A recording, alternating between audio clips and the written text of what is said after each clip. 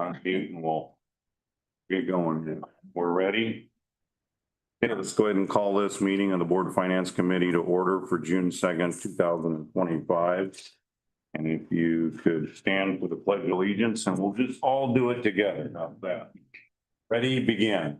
Pledge allegiance to the flag of the United States of America, and to the republic for which it stands, one nation, under God, indivisible, with liberty and justice for all. All right. Thank you. Okay, let's do roll call 2.3, please. Trustee Aguilar. Here. Here. Here. Juan. Okay, 2.4, we don't need to go over that. 2.5, changes in the order of business.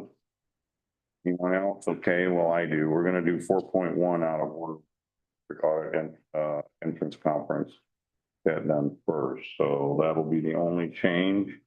2.6, acceptance of minutes of the March 24th, 2025 Board Finance meeting. Yeah, move to approve. Moved to approve by trustee Davis. Is there a second? Second. Second by trustee Aguilar. I was here, right? Yeah, you were here, yes.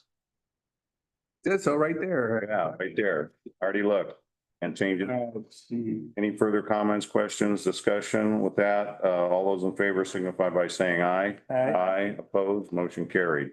Public comment 2.7. Do we have any requests for public comment? Okay, I don't see anyone out there in the netherworld that wants to comment, correct?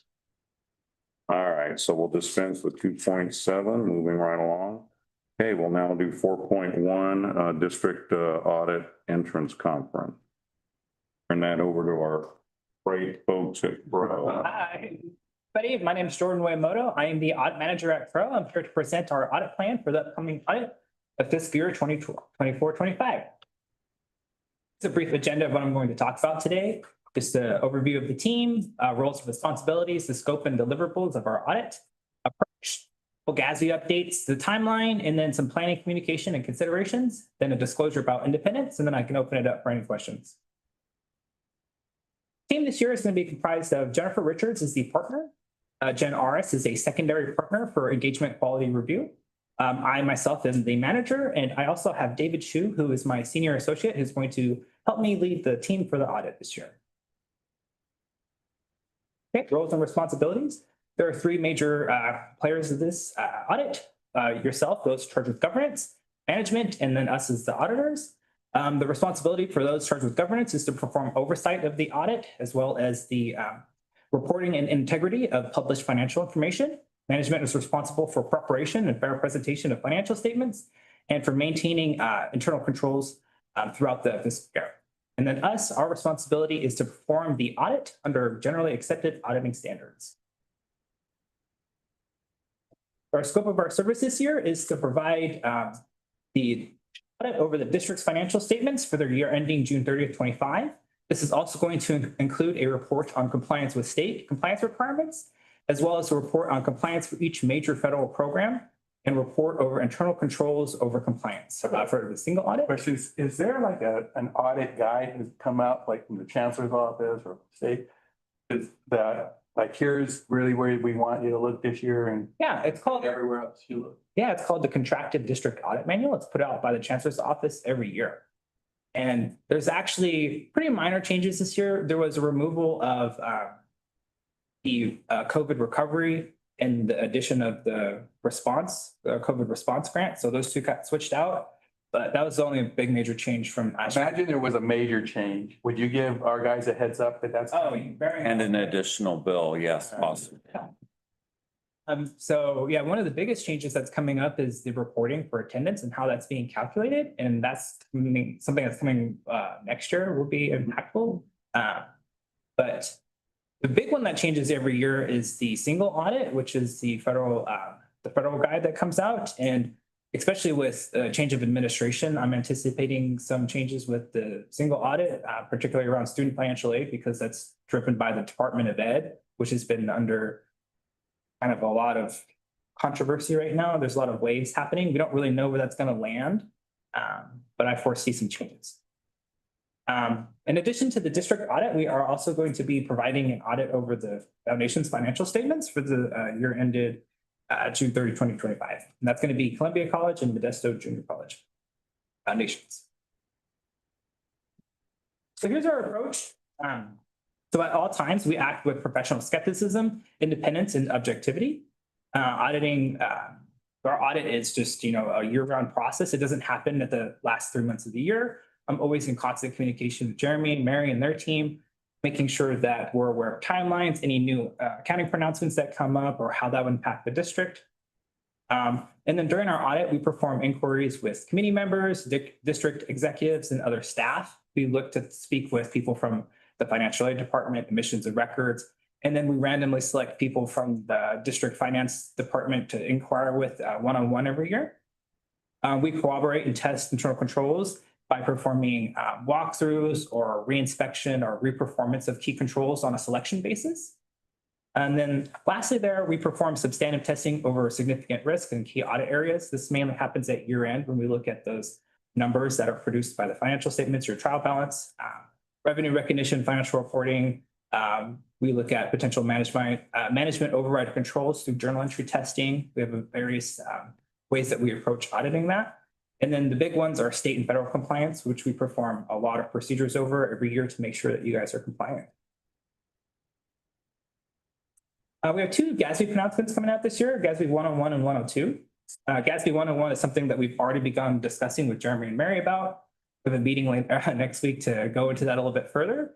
GASB 102 is also coming out, but I don't foresee that having an impact on the district. It relates to certain concentrations or constraints of resources that otherwise wouldn't be identified through looking at the quantitative factors on your guys' audit report and financial statements. This GASB 102 looks to bring more of a qualitative assessment, which again, I don't really think is going to be impactful. GASB 101 though, this is the one that looks to look at all the different employee leave types. And it says, okay, how likely are those leave types going to be used? And then what's the associated liability that is related to them? And does that need to be brought on to our financial statements to showcase our liability to them? What would a finding look like in that area? So a finding would look like you guys not performing an assessment, which I think would highly be unlikely.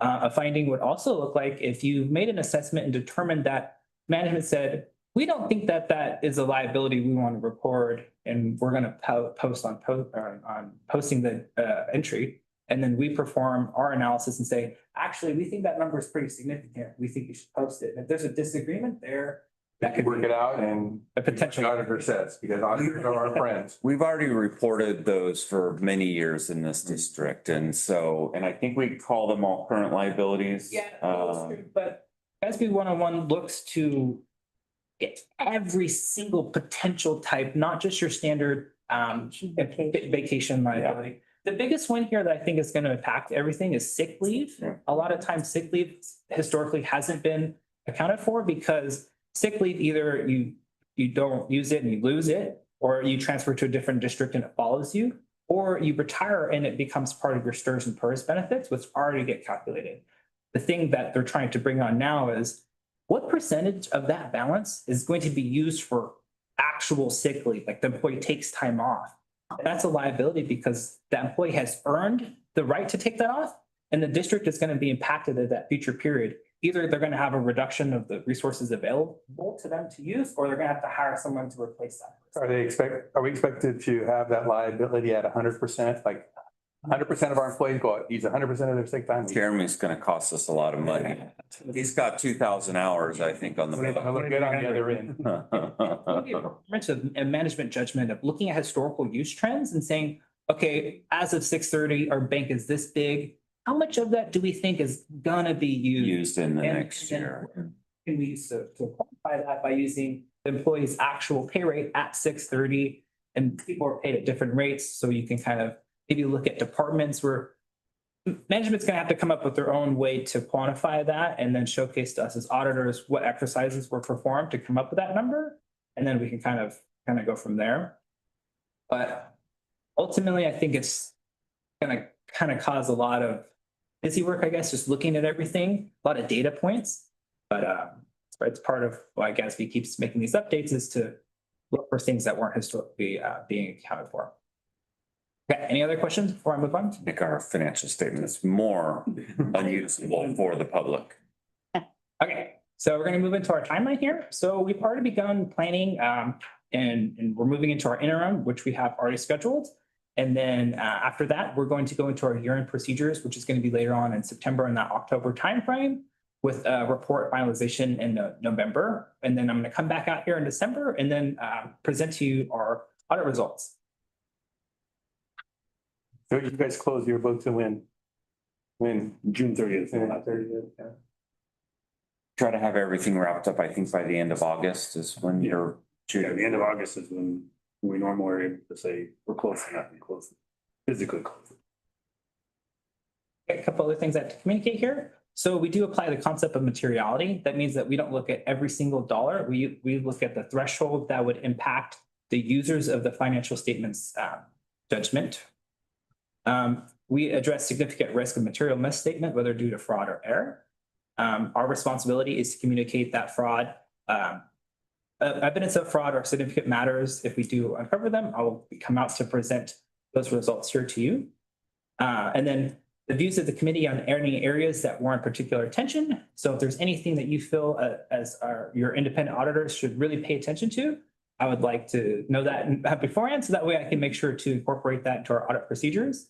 So kind of opening up to the floor, is there anything that anyone on the board? I mean, if there was a finding from the previous year, you want to see what's been done to correct it. Right. There was a corrective action proposed and did it work and was it implemented? Is that?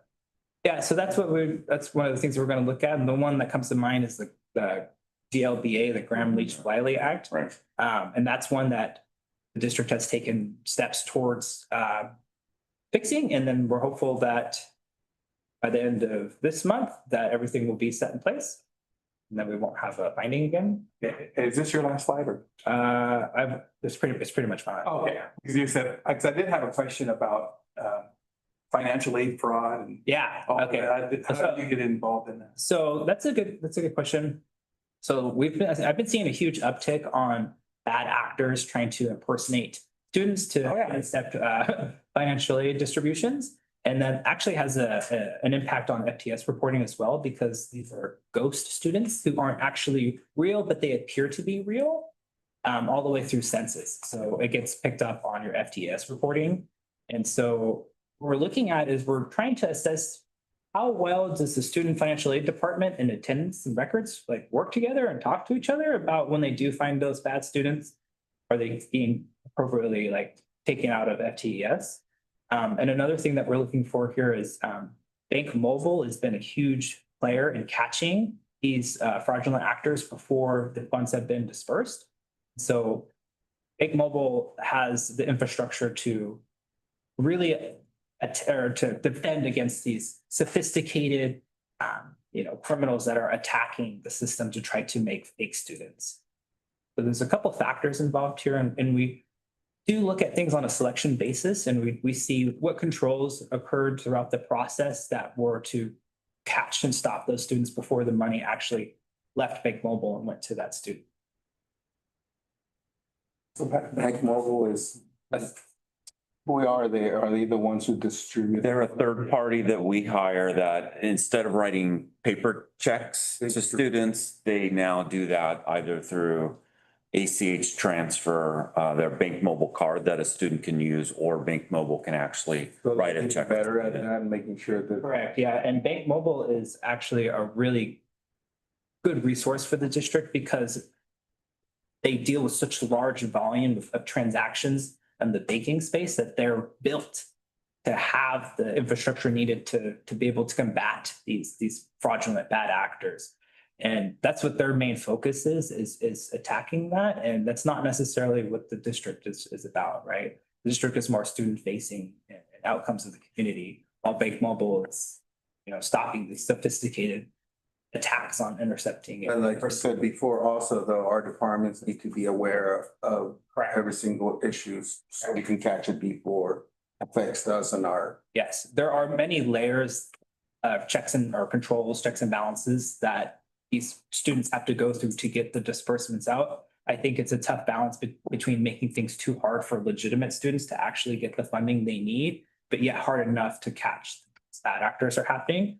I'm seeing a lot of my districts utilize like data analytic tools to try to find, oh, are all these student applications coming from the same IP address? Do they all have the same, physical address, the same email? There's a lot of things that are happening before it gets to the actual disbursement process where the cash leads that are catching them for them. Okay, and then I did have one more slide that's just about independence. So our firm is independent and to the district, and we wish to report that we're not aware of any relationships between Crow and the district that our professional judgment may reasonably be thought to impair our independence in accordance with the rules established by the AICPA. Okay, that's my last slide. Now, any more questions? Okay, well, thank you very much. We look forward to your final product as always. Been right Thank on. you for coming up. We appreciate it. Yeah. See you next week.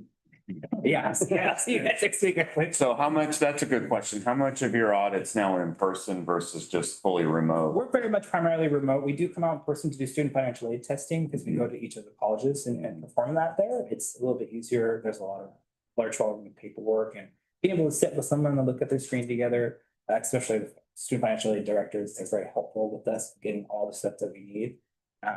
But most of the time, Mary makes it so easy for us to work remotely that it's very convenient to get all the other items just goes up a little. Thanks. Have a good day. Thank you. Okay, speaking of Mary, well, no, actually, we're doing 3.1 monthly financial status updates. Jeremy's gonna walk us through that. So we have the monthly financial statement through April 30th. We see the revenue is slightly down from what it was the prior year. The biggest contributor to that is the lottery funds not being dispersed yet. So there's a large chunk there, and the state apportionment not being fully dispersed out as has been in previous years. I don't see any reason for concern there. It's just that the state hasn't forwarded those funds to us yet, but there hasn't been any indication that there's any reason to worry about it. Just timing of the disbursements. The expenditures, if we go down a little bit lower for MJC, we can see that their total expenditures through April is 77,301,000, which is 81% of their budget. Last year, they were 77% of their budget. They are slightly higher. The large chunk of the reason they're slightly higher is because of their spending of the site-specific reserves this year. So as where last year they had a large budget for site-specific reserves and weren't fully spending it. This year they are in the process of spending that, which does ultimately result in them spending more, but it's still their general budget is still within line for total expenditures being in line with the budget. We have Columbia College as total expenditures of $17,238,000, which is 84% of budget. Last year they were at 74%.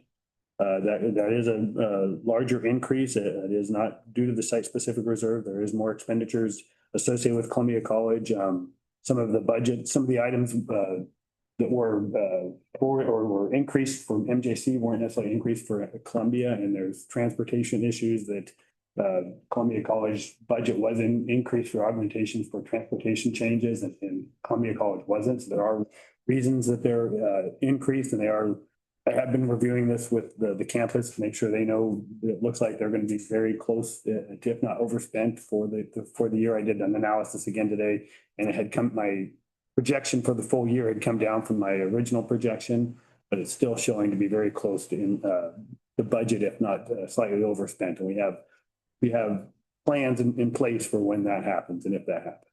But they are reviewing their budgets to make sure that they know what's going on. They do have site-specific reserves. That would be the first thing that they tap into. So it's not like they would be coming to seek a bailout or anything like that from the district or from the other colleges, if you will. So Jeremy and I, who else was with us? It was me and you went up to meet with the Columbia College team, although Lena couldn't be present. She started the meeting with us and had a great conversation about the things that we're observing within their expenditures and maybe some ideas that we can assist them with. So we have confidence that if it's not at 100% or below, if it's slightly of. Were they one-time expense? Sounds like you guys concerned that it's ongoing. The ongoing expenses, again, Jeremy pointed out a few, some of it was related to the increase in classes that they've offered, which obviously has helped us generate additional FTES, but there's just not that ongoing budget to sustain that. And so we talked about a good target as it relates to the 25-26 budget, and they'll be making those local decisions on how to best manage their budget. And also some of the faculty, trustee Davis, their tenure, so their salary is higher and some of the programs are limited. For example, fire and forestry, there's only 2 faculty, and right now we're trying to reduce the overload. What happened is the overload should be max, right? Ideally, other district is 140, we're at 160, but with these faculty, they're 180, which is compounded even more. So I think that is something that Trevor Knight and Jeremy will look at in terms of district-wide, if we can make it where it's standard that all tenure faculty will hit this amount for their overload, and that's it. Then we go to, you know, our part-time, or we also can talk about part-time for only during the summer session. That could help some of the fee up there. So that's some of our talk about it. It was good to have that meeting up at Columbia. There are some newer deans there, a newer vice president of instruction. And so to really have that conversation, I think was great for everyone around the table. Up the brakes there, when you said the newer deans. So the deans are usually the ones who are kind of in charge of spending the money, or? As it relates to setting the schedule, I'll let Lena talk about how a set schedule is set. So basically, the dean actually have the right of assignment. So they are the individual that say, these are the classes that we will schedule. But because they're new and we have a new VPI, they might not know the historical background. Faculty can come in and say, well, I only taught this class, so can you schedule the class? Where Trevor and Brian and Jeremy say, well, you know, let's take a look at it. When was it offered? How is it offered? Did we get the number? They might say, we have a huge wait list, and when they open it, they have 2, but a dean might not pay attention when it's censored. They just let the class run. At a certain point, it's the union, you gotta let the class run. So we need to be more mindful of how we scheduling, and which faculty should be ideally to teach that. And that is something the dean has to negotiate with the faculty. So we are going to train the dean to know how to do that. Well, I mean, and there's limited resources. It's Yeah. not like unlimited, so you get it and you get a section and it's. Yeah. So that would be. So that would be the major way that we can get in trouble is usually because we added too many classrooms, Yes, yeah. too many classes, and we're overpaying another. The way, not to get too far off Yeah, topic. Get a little. When it comes to buying, equipment for our classroom, every dollar is budgeted and that cannot be overspent. As it relates to personnel costs, And that's do what not costs. stop payroll from paying if there isn't the appropriate budget there. And so there can be classes added that the college may think in their mind that they have the resources to cover that elsewhere. And what we're seeing this year is too many sections were added and they didn't have the resources to cover it. I get it. Thank you. We move on to central services. We can see that central services is 34,825,000, which is 72% of budget, which is down from the prior year of 76. And the largest chunk of that is the $6 million gas line from the previous year. There's also site-specific reserves also being spent differently this year than last year, but the budget itself seems to be in line with everything else as far as the general budget goes. So in total, we're at 77% of expenditures budget, whereas last year we're at 74. And based on the items that I've indicated, that's the reason is a lot of site-specific reserve being spent this year. But other than that, we're in line with our being in budget. I don't anticipate there being any issues with the budget that haven't already been discussed. And we'll talk about it when we look at the tentative budget, but you see the ending balance, line 17 there. You know, if you scroll up, you see that as the final budget compared to how we anticipated ending. And unfortunately, or fortunately, we have a good revenue problem and usually a good expenditure problem, which means that revenues are higher than budgeted and expenditures are lower than budget. And when you have both of those occurring, Music. it is, but it also can get someone like me in trouble. Where are those reserves, huh? For not, yeah, exactly, for not managing the budget well enough. But remember, I don't spend the dollars. It is at the college sites where, and as, within the departments. Well, I mean, Every dollar. They're asking, They they want the reverse though. I mean, the reverse is a nightmare. Correct, correct. So we see a number of 40.1 there. When we look at the tentative budget, I think the number is even higher. And so we'll have conversations about what to do with fund balance when we get to the budget document. The rest of the information is just a breakdown of the central services expenditures. If you want to go over those, we can, show where the central services funds are being spent. I've already died on that hill. I'm not. Let's move on. Any other questions? Okay, let's talk about, now it's Mary's time to shine here, 3.2, the full-time equivalent student update.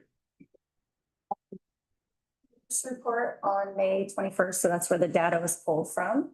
We're going to go through the blue column for our current fiscal year for 24-25.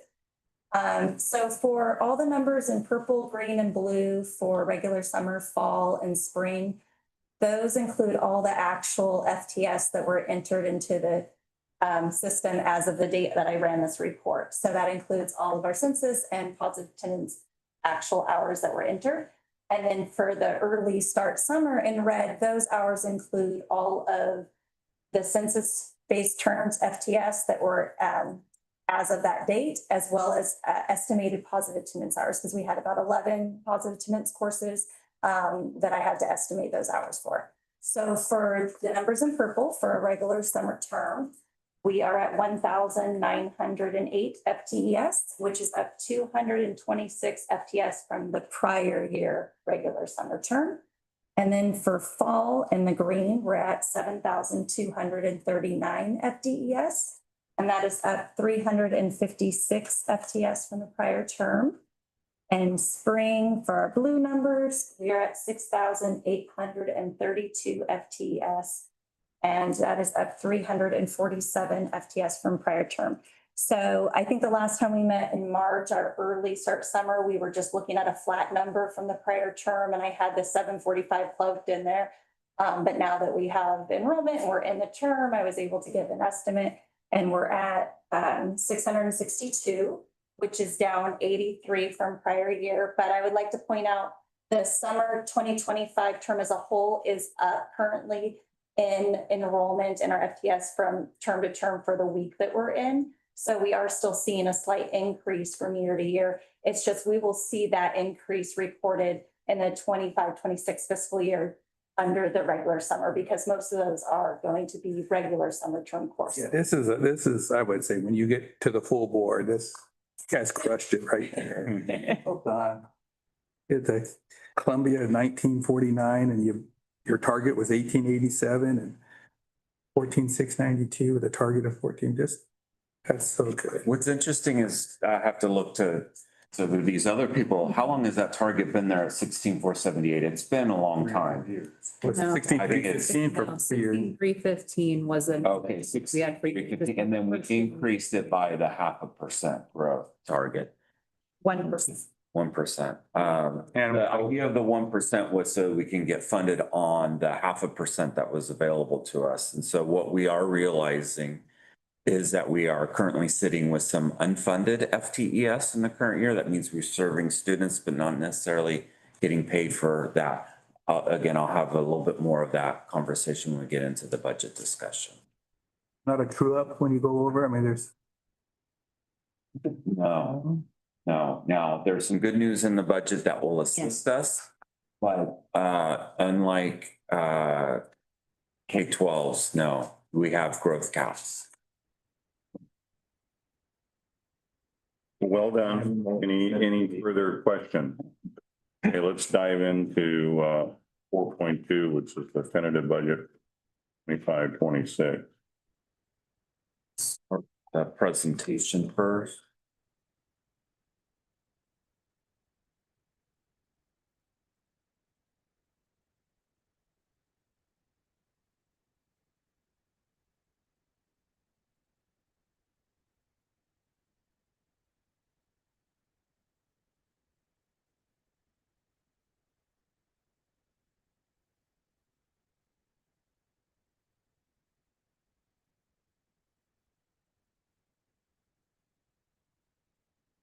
My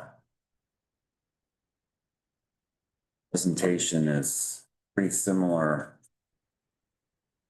each time so that we can really see where the changes.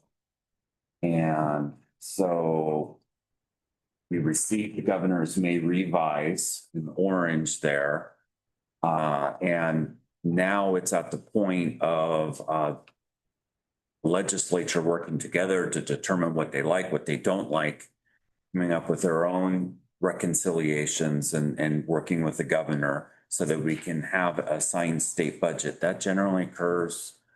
The legislature will finish their work by the middle of June, and the governor will work to sign a final state budget by the end of June. Once that is done, there are still some things that come out that we're made aware of through trailer bill language and other items. But it tends to be that what the governor says in May is pretty realistic, which is good. What the governor says in January definitely changes with changes to the revenues and whatnot throughout the year. So the budget that we're looking at gives us the spending authority to begin our fiscal year on July 1.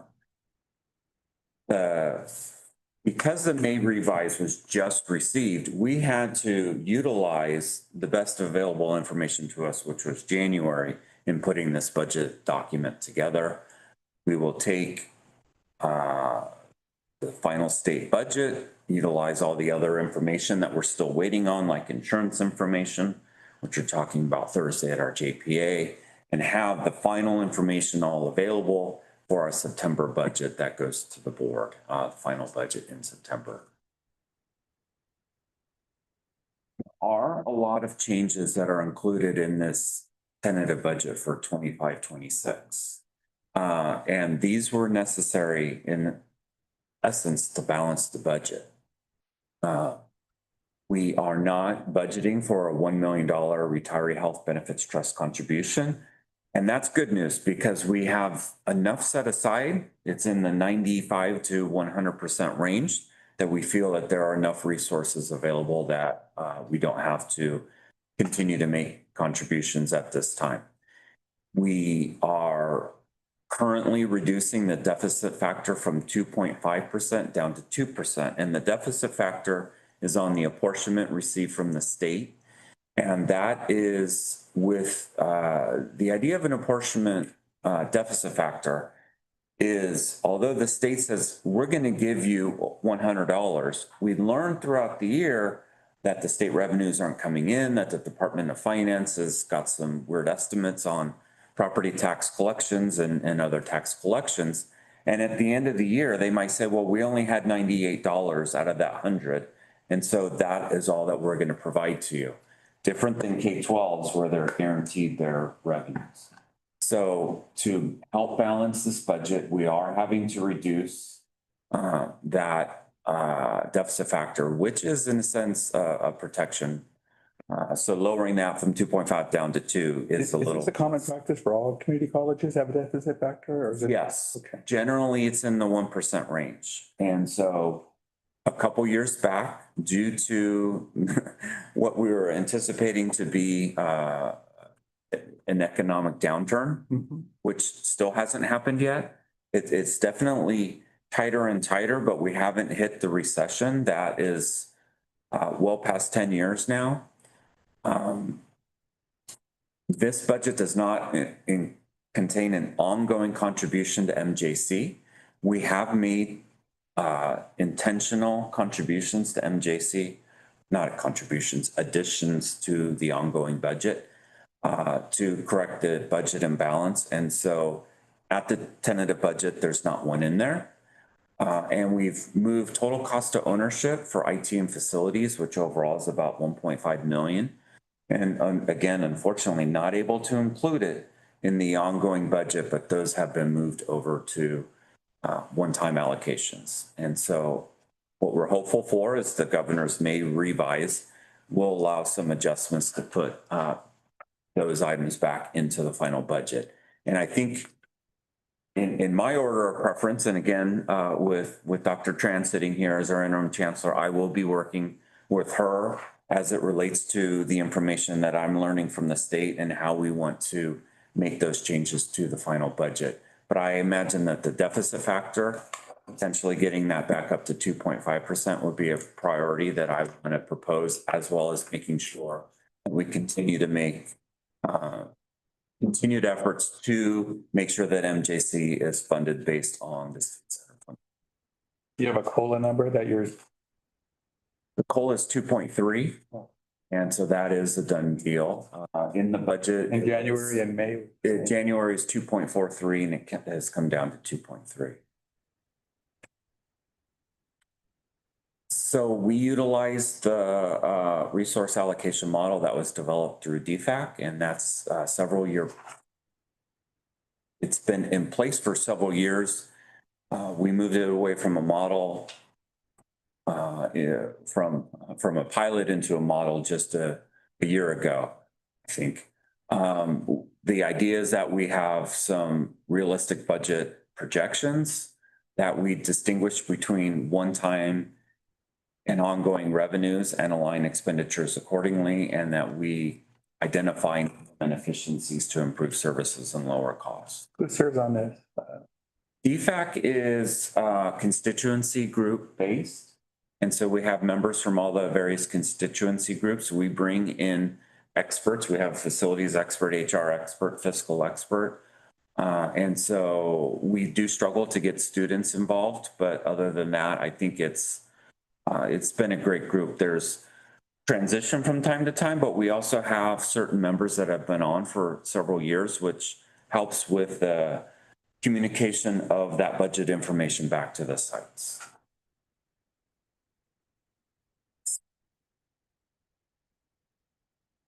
So here's how we put together the revenue side, and you see that a 2% deficit factor does generate $3 million. And in essence, it's a reduction of revenue by $3 million. And we'll talk about that a little bit more when we get to the final budget. We then allocate each of the other items. We see lottery, non-resident tuition. Interest income has been increased from 1 million to 2 million. So when you talk about things where I needed to balance the budget, that is something that we needed to do. Our interest income has been coming in even more than 2 million. So Trevor, why haven't you increased the budget upwards? We know that our interest income percentage has been higher, and we know that there is the desire to lower the federal interest rate. And so there's a hesitancy about what's the perfect match. Do you count on 4% interest rates continuing as it relates to the interest income we're achieving, or is it more down towards 1%? So obviously, as interest rates fall, the amount of income that we have will suffer. And so I do believe that 2 million is an appropriate amount at this time. But again, that will still be under budget compared to what we're currently achieving. This isn't at county treasury. Where do you It get? is county treasury. And you said it's 4%? More like 3.75. We've been struggling on the revenue side as it relates to interest income, even though the number has been going up.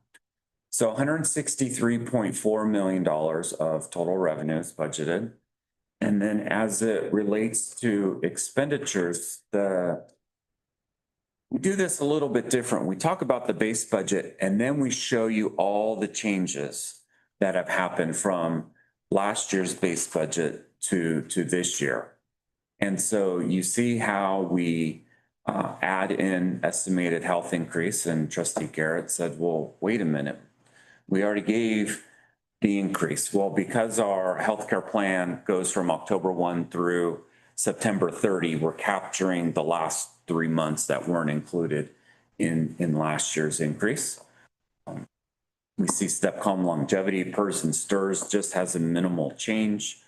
Classification review for LTAC and CSEA is a little bit higher this year as we're in the final year of the LTAC process. The YFA salary increase is contractual and that has been completed. Some changes to institutional costs. I think utilities is one of the primary drivers of that increase. And then for unsettled contract negotiations, I have an estimated amount of 2.3 million. So going in line 9, those are our total ongoing unrestricted expenditures of 160. Don't move yet. I still go backwards. Okay, go backwards. So 163.4 of ongoing revenue and 163.3 of ongoing expenses at this tentative budget. So a slight surplus at this point in time. There have been years where we've had a significant surplus, knowing that we had additional expenditures coming our way. We knew that the faculty salary increase for 25-26 was going to be a large one because that's kind of a year in arrears. And so we were careful to make sure we had enough dollars set aside. Even with that, you heard about those things that I had to change. Because of the additional increase in expenses, we've had to be careful as it relates to our other estimates that we have within the budget. So when you look at cover longevity, step and column movement of 1.164 and change, is that just the salary cost component? It should include benefits as well. So you got the 20% of payroll figured into that for retirement? Yes, everything that it gets put in there is what it is now, and then the salary increases, which generates the calculation for all the fringe benefit increases. So it's all included? Yes. Okay. Down below there, you see our one-time expenditures. The site-specific reserve is the savings that the sites have, and that's not only the current year, that is some prior year savings as well.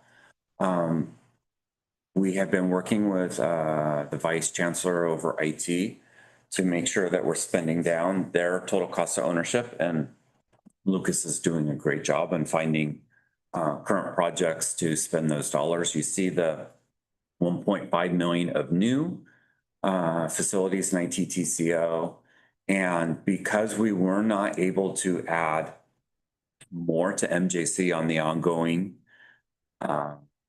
side of the house, we have added a one-time PTOL, part-time overload schedule allocation to make sure that they're able to offer the same sort of schedule at MJC as they were the prior year.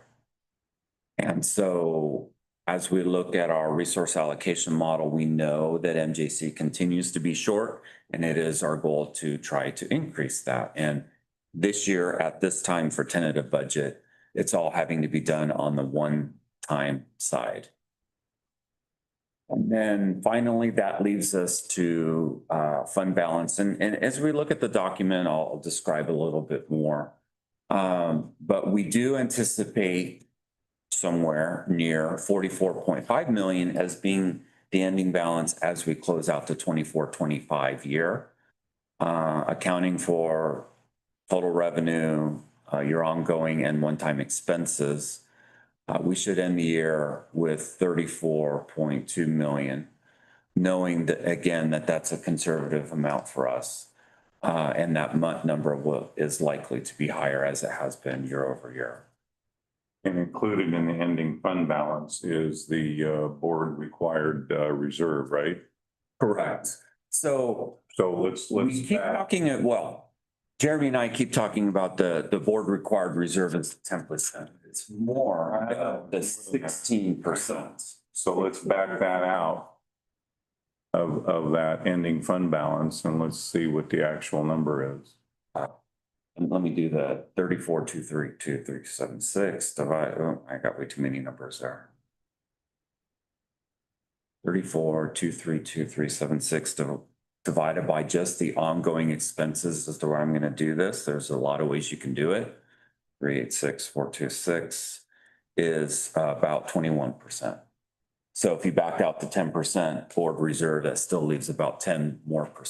Now, some of that is site-specific reserves, where technically the sites have the ability to control where those resources But you are spent. understand where I'm going with this, right? You're gonna continue to draw down. And what's gonna be our fund balance over the next, because I have some other stuff I wanna talk about. Yeah, You see what I'm talking about? but I do see that year over year, we don't fully expend our expenditure budget. And we are able to achieve more revenue on the revenue side. So that 34 million is likely to end up somewhere close to 40 million, maybe even a little bit higher. It's just the way that it's shaken out the last several years. There will come a time where the revenues don't materialize because of the state resources. And the budget that we've been doing is protecting us from those instances. But I do, as we go on to a couple more slides, there is a lot more opportunity for discussion here. So let me talk a little bit about what the governor's May revise has in play. The governor's projected a statewide deficit of 12 billion. And I think before the January proposal actually had a little bit of a surplus. And so all of a sudden, we're going from, hey, the state's looking good, to now we've got a $12 billion deficit. To cover that deficit, they're using reductions, revenue, borrowing, and fund shifts. The fund shifts will actually impact community colleges to a small degree. The COLA is now at 2.3%, which is down from January slightly, and it does include some catapult programs. The good news is there's 2.35% enrollment growth available. We had 0.5% available to us in 24-25, which we've well exceeded. And so by having that enrollment growth available to us in 25-26, since FTES is on a 3-year calculation, we'll be able to achieve a lot of that enrollment growth, even if nothing else changes. So that will generate more revenue for us in 25-26. The next bullet's important. The governor, through the May revise, would like to fully fund the student center funding formula in 24-25. So that means no deficit factor. And we budgeted for 2.5% deficit factor. So that will free up, and I don't have the number in front of me, somewhere around $3 million in 24-25. There was also the comment, I didn't write it here for some reason, that to fully fund the student center funding formula in 25-26 as well. So where I have proposed a deficit factor of 2%, generating, 3 million. So we could actually have a $3 million change in both 24-25 and 25-26. Those are one-time dollars. Those aren't ongoing. But as we get to the final budget, these numbers add to our reserves, but it allows for the conversation of what are the priorities of the district? Do we want to continue to set dollars aside for capital improvements for those emergency type projects that we don't have other resources to pay for? And so let's see where I'm at next. I'm imagining that in the final budget, you would see another request come forward where we want to fund those emergency type facilities improvements that we don't have other resources to cover. I don't know what that dollar amount could be. 5 million, could be 10 million. Questions time? Questions time, or we can go through the document itself to a certain degree. I was just thinking of other funds besides Fund 11. We Sure. an update on them, what those funds are. We bring all the funds into the document for you. Okay. We give you a little narrative about what capital projects are about. We talk about, so within each section of funds, we do have a little description, and then we go over the details. Like the cafeteria fund for each college is stated separately, as well as their financial aid funds and their associated student type funds. And so we do all of that tracking by site. When it comes to Fund 11 and Fund 12, those are obviously compressed. But we try to provide those additional pages so that you can see a little bit of the difference for those in budget document.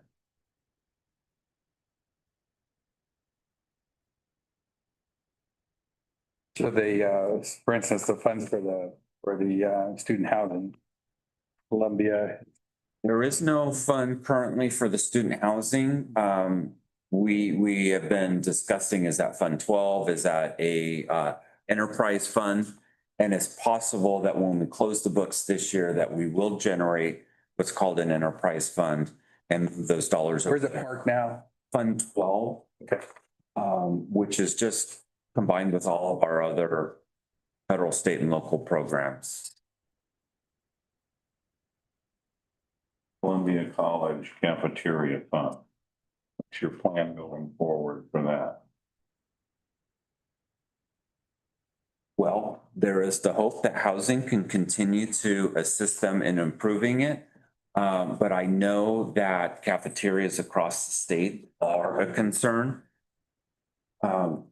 Not going to put Sarah in front here, but there are considerations being looked at to how do we improve it or how do we change the food services that we offer. I will say that what we did as it relates to bookstores, the writing was on the wall. As it related to bookstores, we could no longer fund the services and the employee costs with the revenues that were coming in. I think that we're approaching that stage with the cafeterias as well at both sites. So I'm hoping that both colleges will start having these conversations. What should food services look like? We have the food pantries available on both campuses. So our most needy students will hopefully continue to receive resources, whereas those that don't need those resources might have to buy their services in a different way. Or we outsource it. So right now, Columbia, because the way we are situated, it's really hard. We only have 2 employees. If one is out, the other 6 or 2 out 6. So we have been using food trucks and we are looking, how do we service this? Because we also have child care, right? So we already outsource that because that is mandatory. That is a regulation we need. But the regular one, that's what we did have a conversation. We're starting to have that. Well, it's, you know, I know especially up at Columbia, the students and the staff rely on that service up there. Modesto's a little different because of the you know, proximity and geographic location. Columbia is kind of hemmed in, so we need to start having those conversations now rather than when we have to pull the big red handle on it and then, you know, pull money from MJC again to fund the cafeteria up at Columbia. I'm gonna just, does anybody have any further questions before I drop a bomb on everybody? You know, the PEPRA tiers, when PEPRA went into effect in 2013, it saved a lot of local governments and school districts and community colleges a lot of money when those went into effect. Well, there's 2 bills going through the legislature right now. It's AB 1383 and AB 569, which will pretty much undo all the legislation in PEPRA. So just think, it's probably, if that overwhelming shift starts to happen, that's going to result in probably, the initial analysis is you could see somewhere at this level, probably a 3 to 5% initial hit to cost of payroll. So you can just take all that work that you've done and it's going to blow it right out of the water. Because unlike 37 act counties that can control, they have local boards, which I sit on, the Stanislaus County Retirement Association. You can control your metrics and all of that. And it's local control. You don't have any of that local control with PERS and STRS. They're gonna start seeing the costs going up and they're gonna pass it down on to you. So if it's a 2% cost of payroll to your budget and your payroll is running, what, about 88% of total cost? Do the math. Your fund reserve is gonna wiped out. So if that passes, I mean, the only roadblock, but it's getting overwhelming union support, obviously. So it's on the radar. So it's gonna be a huge hit to small governments and school districts and community colleges. Sure.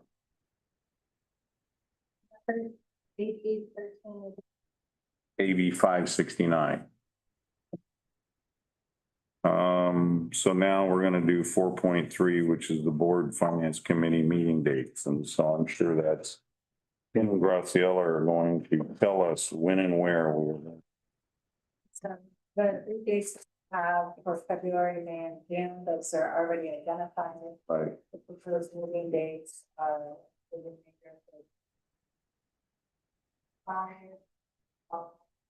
Through June 1st.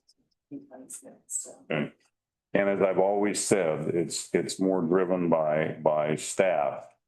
So if these dates need to change or you need to add a date for whatever reason, all you gotta do is let us know. You like the 3 o'clock time? I was gonna ask. You're not like that? Well, we changed, I know, we changed it because we used to meet in the afternoon and then No, we used to meet in the morning, at 11. okay. But we got moved around a lot and then we got moved again because of policy committee, because of the conflict with the policy committee and other staff having to be there. Have a different. Well, I mean, November, December, and February, those, it's right in the middle of wrestling season. Would you want to move it in 11 in the morning?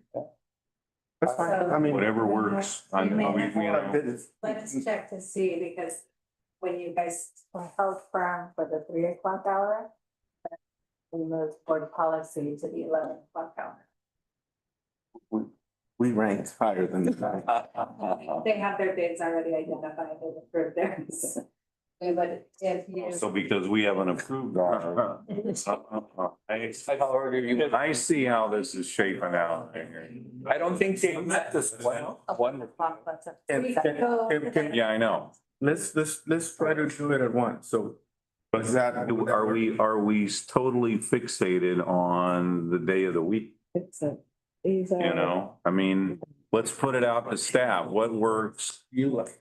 You know, let's see. Yeah. Well, I know you. Might be easy, but. You know, got Zoom. Board policy is the same day, so they are currently at 11 o'clock. So if we went like at 1. One will be good. Does the one work for you? Does one work for, okay. There you go. So you'll have it right after lunch. So if people are nodding off, we'll give you a break on it. So it's all right. Okay, so 1 o'clock. Yep. Are you looking to change these as well? No, the dates. No, the dates are fine, I think. We just moving them up, right, Don? Is it just November, December and January? Says. Well, if we have, today's June, so it's all the bottom ones. I think we ought to change them all or. Yeah. Yeah, change them all to 1 o'clock. Does that work? Yeah. Okay, Okay, perfect. See? there we go. We did it. We did it. See, we can do it now. That's what, we moved it Yeah. because I couldn't make it at 11. Now I can, so if we want to move it up, that's why I thought. So Perfect. there might be some crossover. So the board policy committee is an hour and a half, 11 to 12:30. Occasionally they go over, so. Occasionally, I was like, I don't. That's okay. Yeah. So there you go. I like that. Yeah. You're gonna think us. Yeah. Okay. Hey, look, 3:59. Right, we're at an hour, so they need to shape up. So Okay, we just get a motion and. Sure, move that we move our times. I'll second it. 26 to 1. okay. Oh. And you seconded it, okay. All those in favor say aye. Aye. Opposed, motion carried. There you go. Any further comments, discussions? Okay. Meeting adjourned. Bills that are on the